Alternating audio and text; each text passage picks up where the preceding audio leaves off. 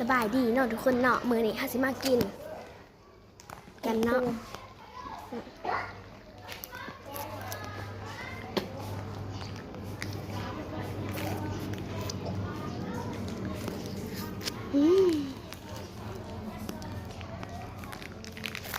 รู้ว่าก็ถ่ายคลิปคือกันเนาะ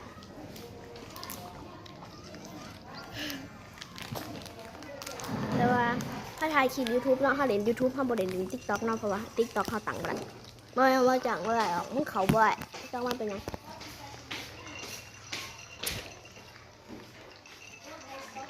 ลงเลยบ่ไปหาเห็ดกินกันอีหลับจิตกัน